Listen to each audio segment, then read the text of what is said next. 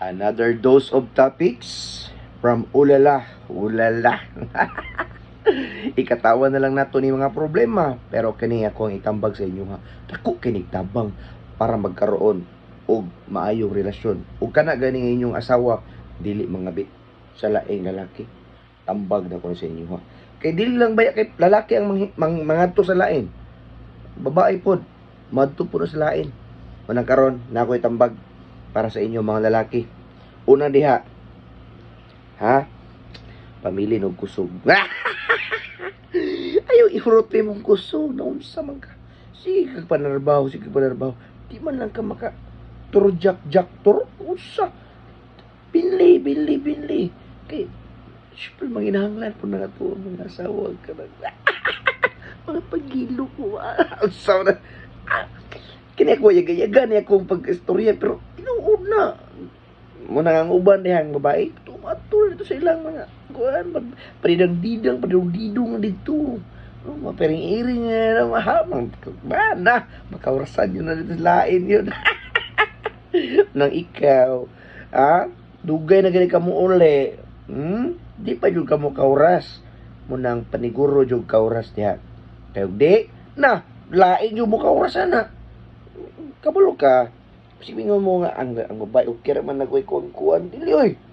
Say dili kuan. Ayaw pod kay. Siyempre mahinangnan po na sila og kanang nagtanggal sa ilang mga lawa-lawa sa ilalom. Paita, di ba? Ikaw daw eh, okay mo tanggal sa lawa-lawa. Iso doy. Di ba? Okay ra og nasa layo, nang dito jud sa abroad ba. Kana murag masabtan na nga wa jud mo tanggal sa lawa-lawa nya. Naramang kastapan. Di na juga mo kan kay busy ka pa ning kamot. Ayaw. Munang kailangan mukauras juga. Ikaduha, syempre, kung na kay pinaning kamutan, dapat ihatag ni mo tanan si mong asawa.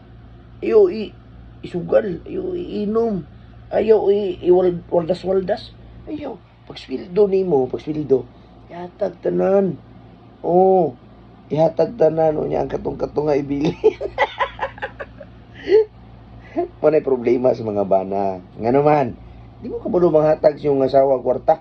Mingon mo nga, okay na, pangpalitar nagbugas, pangpalitar na og na, bayan na sa utang, bayan na sa kuryente tubig. Dili man sa iyong nana lang.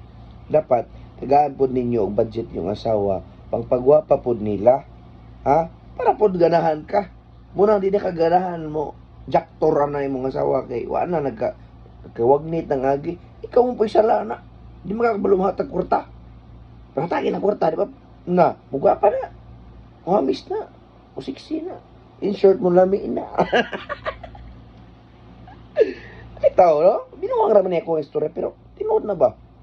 Anong ayaw kalimtik? Tagay kwarta yung mga asawa. Sabot? Katulo ha? Katulo. Ha? Tulo na kung si puno kaya tawa si mga Katulo. Ang imong buhaton, ilaglaag po na imong asawa. Sige ra ikaw ra mula ko ba ng mga barkada, ilahag na imong asawa dito sa dili ay provincial pa mabugnaw nga lugar dili. Dito sa mga restaurant, mangaon mo, ano ba? Mulaag mo dito niya, kaon na yan. Pagkuman, jaktor na yun.